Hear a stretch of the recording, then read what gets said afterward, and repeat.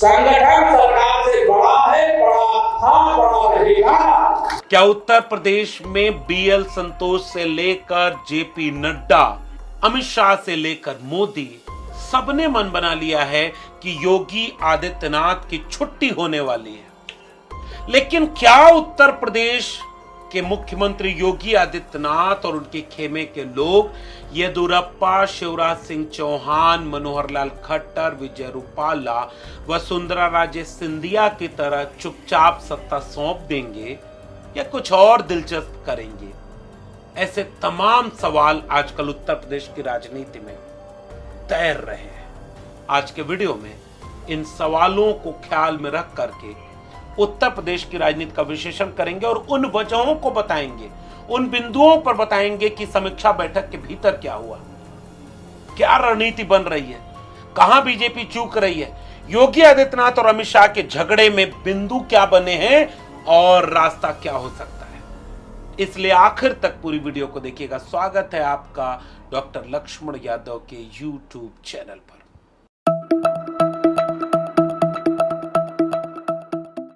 तो उत्तर प्रदेश में बीजेपी 2024 में उतना अच्छा प्रदर्शन नहीं कर पाई जिसकी उम्मीद बीजेपी को थी। बीजेपी की अपनी सरकार 2024 में जब चुनाव चल रहा है तो यूपी में भी है और दिल्ली में भी बैठी हुई है। उत्तर प्रदेश जहां राम मंदिर बनवाया, बीजेपी के नेताओं का कहना है कि उन्होंने ही बनवाया। बीजेपी कहां यह मानती है या उसके लोग कहां मानते हैं कि सुप्रीम कोर्ट से बना है। लेकिन बीजेपी की राजनीति का केंद्र जो है राम मंदिर, वो कहां? यूपी में। प्रधानमंत्री नरेंद्र मोदी की कॉन्स्टिट्यूएंसी कहां है? यूपी में। काशी कॉरिडोर कहां बना? यूपी में। काशी मथुरा का नंबर अगला आने वाला है, वो दोनों कहां? यूपी में। सबसे ज्यादा लोकसभा सीटें कहां? यूपी में। सबसे ज्यादा सीटें अगर बीजेपी ने कहीं जीती थी 14 और 19 में, तो वो राज्य भी कौन सा था? यूपी। इतनी चीजें यूपी में बीजेपी के फेवर में थी। विपक्ष बिखरा हुआ था। 17 में अखिलेश यादव और राहुल गांधी का गठबंधन हुआ, कामयाब नहीं हो सका। 19 में आदरणीय मायावती जी के साथ अखिलेश जी का गठबंधन हुआ, कामयाब नहीं हो सका। 22 में अखिलेश यादव जी ने अपने ढंग से नए समीकरण को साधने की कोशिश की, कामयाब नहीं हो सकी। 24 में ऐसा क्या हुआ कि बीजेपी यूपी में नाकामयाब हो गई और विपक्ष का वही गठबंधन जो 2017 में अखिलेश और राहुल का था और 2019 में आदरणीय मायावती जी के साथ था, वो नए समीकरणों के साथ उस वोट बैंक को साधने और एकजुट करने में कामयाब हो गया और बीजेपी यूपी में बुरी तरह से हार गई। मंथन इस बात का चल रहा है, क्यों हारी बीजेपी, कैसे हारी बीजेपी, किसकी भूमिका ज्यादा है। विपक्ष का दावा है, राजनीतिक विश्लेषकों का मानना है कि इसमें बड़ी भूमिका बीजेपी की नहीं है। बीजेपी के हारने में बड़ी भूमिका उत्तर प्रदेश की जनता की है, जिसने यह देख लिया और कबूल कर लिया कि भाई आप तो संविधान बदलने निकल गए थे। आप जो है ये कहां देख रहे थे कि किसकी सरकार बननी है, किसकी जानी है। अयोध्या के सांसद चुनाव लड़ने के पहले ही बोल गए कि भैया संविधान बदलना है।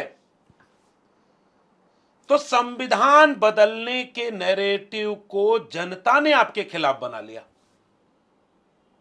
तो जनता ने इस चुनाव को हराया। अखिलेश यादव और राहुल गांधी की जोड़ी ने तो उस जनता की नाराजगी को चैनलाइज कर दिया और अखिलेश यादव के पीडीए ने रही सही कसर बीजेपी के लिए पूरी कर दी। तो ये जीत अखिलेश यादव के पीडीए की चली गई। लेकिन जो जनता ने मन बनाया था, वो जनता आज भी उत्तर प्रदेश में बीजेपी के खिलाफ मन बनाए हुए है। और दूसरी तरफ दिल्ली में बैठे लोगों का यह मानना है कि भैया ये जो योगी आदित्यनाथ हैं, इनके चलते बीजेपी यूपी में हार गई। भाई बीजेपी क्यों ये मानेगी, या जिसको सरकार बनानी है, बदलनी है, मुख्यमंत्री बनाना है, बदलना है, वो ये बात क्यों मानेगा कि विपक्ष की वजह से या जनता की वजह से चुनाव हारा? वो तो ये मान के चलेंगे, समीक्षा बैठक करेंगे कि संगठन बड़ा होता है। संगठन सरकार से बड़ा है, संगठन सरकार से बड़ा है, बड़ा था, बड़ा रहेगा। ये जो बयान आ रहे हैं, इस बयान को देने वाले का नाम है उप मुख्यमंत्री केशव प्रसाद मौर्य। सरकार से बड़ा क्या होता है? संगठन। इस बयान के मायने समझ रहे हैं ना? 2017 में जब उत्तर प्रदेश में चुनाव हो रहा था और बीजेपी की तरफ से प्रदेश अध्यक्ष थे केशव प्रसाद मौर्य, अपरोक्ष रूप से पूरी बीजेपी ये मानकर चल रही थी कि मुख्यमंत्री कौन बनेगा? केशव प्रसाद मौर्य। किसके चेहरे पर चुनाव लड़ा जा रहा है? केशव प्रसाद मौर्य। गैर यादव ओबीसी का वोट किसके नाम पर गोलबंद हो रहा है बीजेपी की तरफ? केशव प्रसाद मौर्य।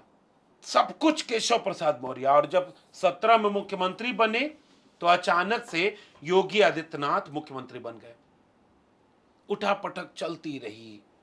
केशव प्रसाद मौर्य अमित शाह की पहली पसंद हुआ करते थे।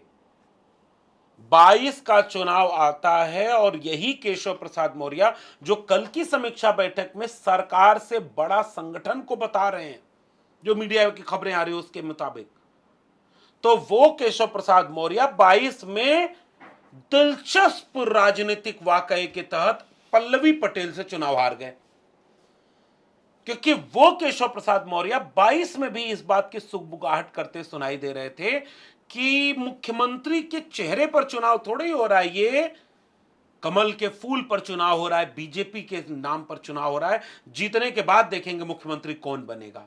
बीजेपी जीत गई, मुख्यमंत्री वही योगी आदित्यनाथ फिर से बन गए और केशव प्रसाद मौर्य चुनाव हार गए, जिससे उनकी पूरी की पूरी दावेदारी पर चुनौती खड़ी हो गई। सवाल खड़ा हो गया, एक हारे हुए विधायक को मुख्यमंत्री का चेहरा कोई क्यों बनाएगा? और केशव प्रसाद मौर्य बावजूद इसके दिल्ली के प्रभाव और दबाव में हारने के बाद भी एमएलसी के रास्ते उप मुख्यमंत्री तक पहुंच गए। और फिर से केशव प्रसाद मौर्य पर दांव खेला जा रहा है। क्या? क्योंकि बीजेपी की तरफ से सूत्र ये बताते हैं कि उत्तर प्रदेश को लेकर के पहले संगठन मंत्री बीएल संतोष को भेजा गया कि जरा माहौल देख के आओ, ये यूपी में सब ठीक कैसे होगा, गड़बड़ क्यों होगा, सजा तो देनी पड़ेगी। बीएल संतोष के बारे में कहा जा रहा है जो संगठन मंत्री है बीजेपी के, बड़ा होता है, राष्ट्रीय अध्यक्ष के बाद बीएल संतोष संगठन मंत्री जो सबसे बड़ा होता है, और वो रिपोर्ट बनाकर पेश कर रहे हैं जो योगी आदित्यनाथ के खिलाफ जा रही है। फिर राष्ट्रीय अध्यक्ष को भेजा गया जेपी नड्डा को, जो यहां आकर के वो वाला बयान आपने सुना ना कि महंगाई और बेरोजगारी है नहीं, ये कोरोना और रूस यूक्रेन युद्ध के वजह से है, ये हाल है। तो वही वाली मीटिंग चल रही थी। फिर उसके बाद अलग अलग तमाम लोगों से बात की गई। योगी आदित्यनाथ के पक्ष वाले लोगों का कहना है कि भैया एक बात जरा बताना, टिकट बांटे अमित शाह, रणनीति बनाए अमित शाह, चुनाव लड़वाएं अमित शाह, सब नियंत्रण करें अमित शाह, और जब चुनाव हार गए तो दोष किसका? योगी आदित्यनाथ का। यह कौन सी राजनीति है? क्योंकि योगी आदित्यनाथ एक पॉपुलर फेस है। ऐसा कौन कह रहा है? योगी आदित्यनाथ के पक्ष वाले नेताओं का कहना है। पूरे देश में मोदी के बाद अगर किसी नेता को फायर ब्रांड हिंदू छवि के साथ वह स्टार प्रचारक बनाकर बुलाया जा रहा है तो वो कौन है? योगी आदित्यनाथ। अमित शाह तो है नहीं। तो भाई योगी आदित्यनाथ की पॉपुलैरिटी अगर इतनी ज्यादा है तो इसमें दोष योगी आदित्यनाथ को है नहीं। और ये प्रदेश का चुनाव तो हो नहीं रहा था, और इसमें फिर योगी का दोष क्या है? ये जब पूरा समीकरण बनता है तो ये रिपोर्ट भी बड़ा तेजी से लोगों के बीच उठाई जा रही है। फिर योगी आदित्यनाथ के भाषण छोटी सी क्लिप का वायरल हो रहा है, आज आसपास का ही है। योगी आदित्यनाथ कह रहे हैं जैसे हम 17 जीते, 19 जीते, 22 जीते, पंचायत चुनाव जीते, नगर निगम जीते, वैसे ही 27 जीतेंगे। बीच से 2024 गायब। जीत का ये सिलसिला जो 14, 17, 19, 22 पंचायत चुनाव, नगर निकाय चुनाव बना रहा, यही मोमेंटम 2027 में भी बनेगा। इसके क्या संकेत हैं? क्यों योगी आदित्यनाथ ने 2024 के चुनाव का जिक्र ही नहीं किया? क्योंकि ये मोदी के चेहरे पर हो रहा था, और अखिलेश यादव ने पूरे चुनाव में उत्तर प्रदेश में लगातार एक सवाल उठाया जो देश में कोई समझ नहीं पा रहा था। अखिलेश यादव का भाषण अगर आपने नहीं सुना तो जरूर सुनिएगा। अखिलेश यादव कह रहे थे ये डबल इंजन वालों में से एक इंजन गायब। बड़ी बड़ी होर्डिंग पर अब पूरे उत्तर प्रदेश में जो होर्डिंग लग रही थी केवल केवल और केवल प्रधानमंत्री नरेंद्र मोदी की। और अखिलेश यादव ने कहा कि एक इंजन गायब हो गया है क्योंकि दोनों इंजन आपस में टकरा रहे हैं, तो एक खटारा इंजन हो गया, इसको इंजन को बदलो। ये इशारा अखिलेश यादव ने पहले ही कर दिया था। क्या इस वजह से जौनपुर के बीजेपी विधायक का वो बयान आ गया क्या? बाद में हालांकि सफाई उन्होंने दे दी है कि अरे सब फर्जी है ये सब कोई बयान, लेकिन बयान में पीड़ा तो ये थी कि अखिलेश यादव का पीडीए भारी पड़ रहा है, 27 में बीजेपी चुनाव में लौट नहीं पाएगी। इसलिए बीजेपी लगातार रणनीति बना रही है कि इसका ठीकरा किसके ऊपर फोड़ा जाए। तो योगी आदित्यनाथ के मानने वाले लोग, उनके पक्ष के लोगों का कहना है कि भाई हमारे हाथ में तो कुछ था नहीं, तो ठीकरा हमारे ऊपर क्यों फोड़ा जाएगा।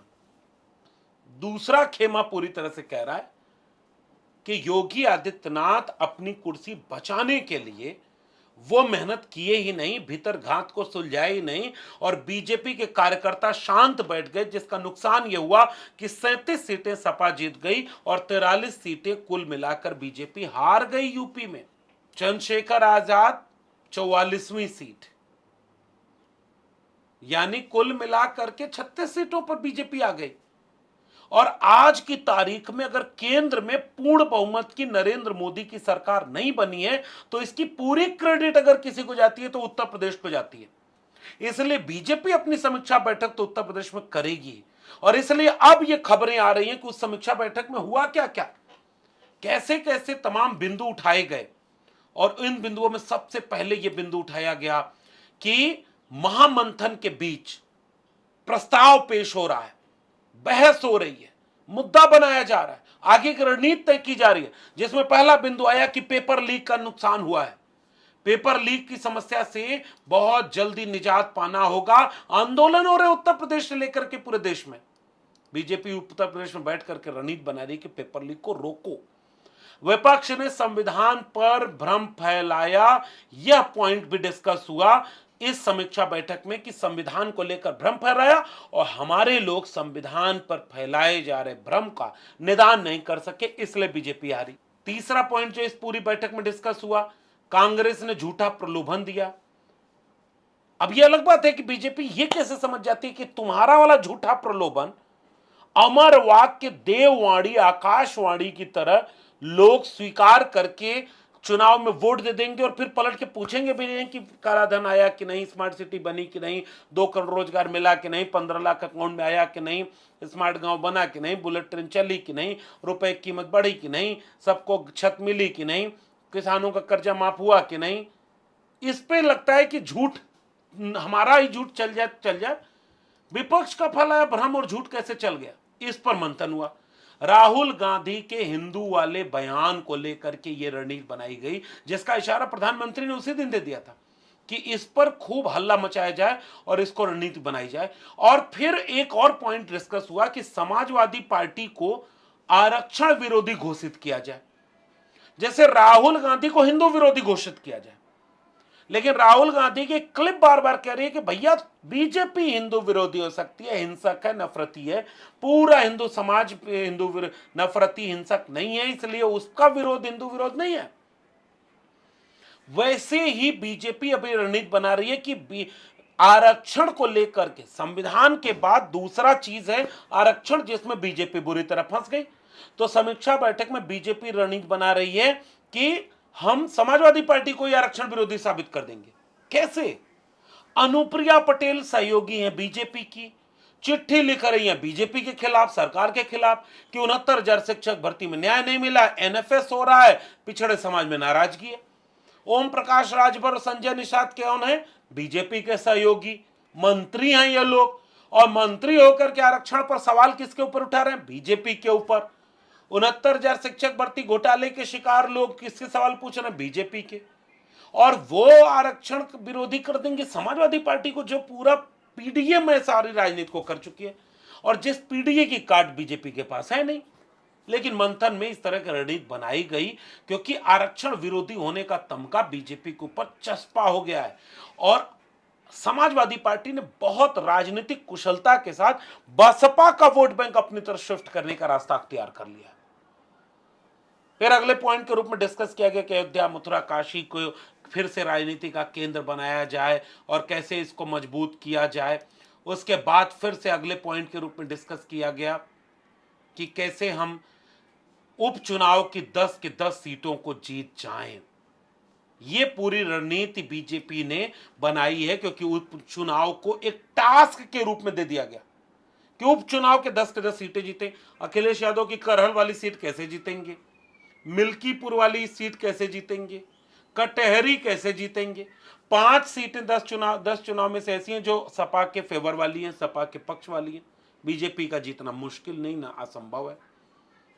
3-4 सीटें ऐसी जिसमें बीजेपी जीत सकती है, उनके पक्ष में रही। 3 सीटें उनके पक्ष में रही हैं, बाकी तो रही नहीं। क्या ये सब कुछ इसलिए किया जा रहा है कि तारीख खोजी जा रही है कि योगी आदित्यनाथ को कब कुर्सी से हटाया जाए? क्योंकि दिल्ली में बैठे लोगों ने इसकी रणनीति बना ली है। आंदोलन थम नहीं रहे। लखनऊ से लेकर अयोध्या तक की तस्वीरें नेशनल मीडिया की खबर में बन चुकी हैं। अयोध्या में घर तोड़ा जा रहा है, लोग बीजेपी के लिए नाराज हो रहे हैं, आंसू बहाते हुए बीजेपी के खिलाफ बोल रहे हैं, और यह नेशनल मीडिया की खबर बन रही है। इसका मतलब हेडलाइन मैनेजमेंट नहीं हो रहा। इसका मतलब कि उत्तर प्रदेश में मुख्यमंत्री बदलने की पूरी तैयारी की जा रही है, क्योंकि उनका आरोप यह है कि चुनाव के बीच में ठाकुरों की नाराजगी का इतना बड़ा सवाल कैसे बन गया। पॉइंट तो है भाई, पश्चिमी उत्तर प्रदेश में जब धारा 144 लागू होती है, चुनाव चल रहा होता है, तो ठाकुरों की इतनी बड़ी बड़ी पंचायत कैसे हो गई? तो उनका कहना है कि योगी आदित्यनाथ इसके पीछे थे, और फिर पूरी लॉबी योगी आदित्यनाथ ने अपनी तैयार कर ली है। दिल्ली को एक मुसीबत यह भी है, मतलब यूपी में जो योगी आदित्यनाथ हैं वो येदुरप्पा नहीं है, शिवराज सिंह चौहान नहीं है, वसुंधरा राजे नहीं है, विजय रूपाला, उसके बाद उत्तराखंड वाले मुख्यमंत्री। बीजेपी ने ऐसे मुख्यमंत्री बदले ना, अच्छा तुम हटो आज से, अच्छा आपको भेज दिया, आप जाइए, आपका काम खत्म, उनको भेजिए। अच्छा आप चलिए, शिवराज जी चलिए केंद्र में मंत्री बन जाइए। अच्छा खट्टर साहब आप मुख्यमंत्री नहीं है, चलिए केंद्र में मंत्री बनिए। चुपचाप जी साहब चल दिए सब लोग। येदुरप्पा जी अब आपका काम खत्म, अब चलिए उधर। वसुंधरा जी ये लीजिए चिट आई आपकी, राजनाथ जी धीरे से पकड़ा। योगी आदित्यनाथ के लिए यह माना जा रहा है कि बीजेपी को यूपी में भारी नुकसान हो सकता है, क्योंकि योगी आदित्यनाथ ने अपने लोगों को हर जिले में तैयार किया है। वो अपराधी भी रहे हों, अगर योगी आदित्यनाथ के लोग हैं तो उनको पैसे से मजबूत किया गया, राजनीतिक सत्ता से मजबूत किया गया, और अपना एक लॉबी तैयार की गई है। जो मुसीबत बन रहा है यह अमित शाह और प्रधानमंत्री नरेंद्र मोदी या बीजेपी के लोगों के सामने, जो योगी को हटाना चाह रहे हैं, कि योगी को हटाने के बाद चीजें बहुत तेजी से उत्तर प्रदेश में बदलेंगी, मुश्किल है। और वहीं दूसरी तरफ यह भी एक सवाल चिंताजनक बन गया है कि चेहरा किसको बैठाया जाए। अमित शाह की पहली पसंद है केशव प्रसाद मौर्य, लेकिन चुनाव हार गए, अपने समाज में उनकी पैठ बची नहीं, और उनका समाज भी उनसे नाराज रहता है। उधर सपा है जिसने तमाम मौर्य, कुशवाहा और सैनी और शाह के लोगों को टिकट देकर के पीडीए के जरिए अपनी तरफ खींचा है। इस बीच में चेहरा कौन हो? ब्रजेश पाठक ब्राह्मण है, अमित शाह चाहते हैं कि अखिलेश यादव के पीडीए की काट के लिए कोई ओबीसी मुख्यमंत्री बना दे, और केशव प्रसाद मौर्य चुनाव भी हारे हैं, कद भी घटा है, लेकिन अभी पहली पसंद तो वही बने हुए हैं। इसलिए इस समीक्षा बैठक में केशव प्रसाद मौर्य का यह बयान तेजी से वायरल हो रहा है, या किया जा रहा है कि संगठन सरकार से बड़ा होता है। तो उत्तर प्रदेश की राजनीति में भूचाल आया हुआ है। कई लोगों का और विद्वानों का मानना है कि बीजेपी समाजवादी पार्टी के पीडीए से डर गई है, राहुल अखिलेश की एकता से डर गई है, और योगी आदित्यनाथ के लोकप्रिय होने से, क्योंकि जिस कट्टर हिंदुत्व को मोदी और अमित शाह ने पिछले 10 साल में बीजेपी की राजनीति का केंद्र बना दिया, पूरे देश में कट्टर हिंदुत्व सबसे बड़ी चीज बन गया। उस कट्टर हिंदुत्व का उनसे बड़ा प्रतीक अगर कोई बनना चाहे तो वो योगी आदित्यनाथ, बुलडोजर बाबा। तो वो बुलडोजर जो कल तक सबको पसंद आ रहा था, हिंदू बनाम मुस्लिम की राजनीति का बड़ा मजा आ रहा था। अब वही बुलडोजर बाबा बीजेपी के सामने चुनौती बन गया। इसलिए अब देखिएगा यूपी की खबरें तेजी से नेशनल मीडिया में वायरल हो रही हैं। चाहे वो हाथरस की बाबा का मामला हो, वहां के सरकार के ऊपर सवाल उठा।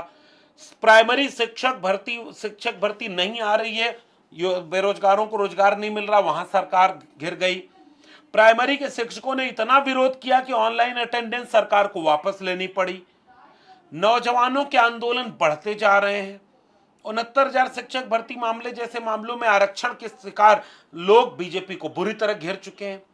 बीजेपी के अपने लोग समीक्षा बैठक में बीजेपी को घेर चुके हैं और सारी चीजें हेडलाइन में आ रही हैं।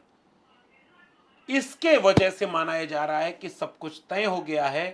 तारीख का इंतजार है कि किस दिन ऐलान होगा योगी आदित्यनाथ को हटाने का और चेहरा कौन होगा। वहीं दूसरी तरफ योगी आदित्यनाथ भी अंदर खाने अपनी तैयारी कर रहे हैं।